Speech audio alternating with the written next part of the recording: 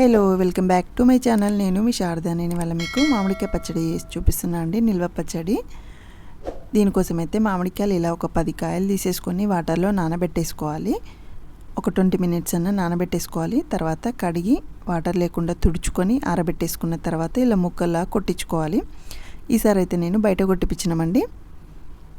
తర్వాత వీటికి జీడి అట్లాంటివి ఏం లేకుండా మొత్తం తీసేసుకోవాలి. అవి ఒక 2 kgs అయితే అయినాయండి. 2 kgs మీద ఒక 250 grams అయినాయి, అంటే 2.5 అన్నట్టు. సో దీనికోసం ఆవపిండి కోసం అయితే 1/2 కప్పు ఆవాలు తీసేసుకున్నా.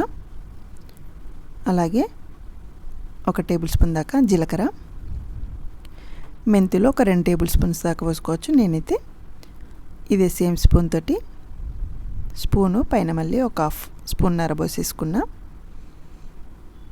మెంతులు ఎక్కువ వేసుకుంటే కొంచెం చేదు ఎక్కువ వస్తూ ఉంటుంది. ఆవపిండి కొంచెం ఎక్కువ వేసుకుంటే గ్రేవీ టైప్ లాగా కొంచెం అది ఎక్కువ వస్తూ ఉంటుంది. సో ఒకవేళ కావాలనుకుంటే ఎక్కువ వేసుకోవచ్చు, లేకపోతే 1/2 కప్పు సరిపోతుందండి. ఇవి వేసేసుకొని మీడియం ఫ్లేమ్ పెట్టేసుకొని మంచిగా ఫ్రై చేసేసుకోవాలి. ఫ్లేమ్ ఎక్కువ పెట్టేసుకోవద్దు. ఇలా ఫ్రై అయిన తర్వాత చల్లారబెట్టేసుకొని మిక్సీ కొట్టేసుకోవాలి. సాల్ట్ అండి, ఇది కేజీ ప్యాకెట్ కదా, టాటా సాల్ట్ వాడుతున్నాను నేను.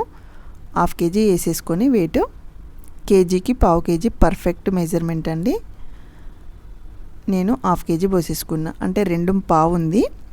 సో నేను ఒకవేళ టేస్ట్ అటు ఇటు అయితే అన్నట్టు కొంచెం ఒక 250 grams తక్కువ వేసేసుకున్నా అంతే. కేజీకి 1/2 kg సాల్ట్ పర్ఫెక్ట్ మెజర్మెంట్. ఈ ఆవపిండి పట్టింది మొత్తం వేసేసుకున్నా అండి. అలాగే కొంచెం పసుపు వేసేసుకొని అంత కలిసేలాగా పొడి గరిట పట్టేసుకొని కలుపుకోవాలి. సో నేను ఈసారి అయితే పోపు చూపెట్టట్లేదు. ఇందులో 2 అడ్వాంటేజ్లు అండి. ఇలా కలిపి పక్కకు పెట్టేసుకున్నాం అనుకోండి, మనం ఎప్పుడు కావాలనుకుంటే అప్పుడు పోపు పెట్టేసుకోవచ్చు.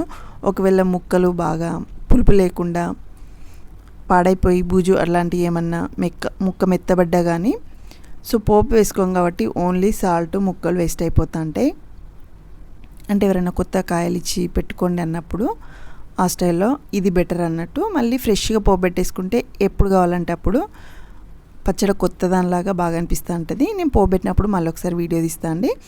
ఇలా మొత్తం కలుపుకున్న తర్వాత ఇలా జాడీలోకి పెట్టేసుకోవాలి, లేదంటే ప్లాస్టిక్ డబ్బాలోకి. నేనైతే అంత జాడీలోకి వేసేసుకుంటున్నా అండి.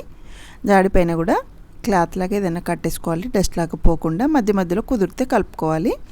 అంతే, process simple. Thank you for watching. Do subscribe.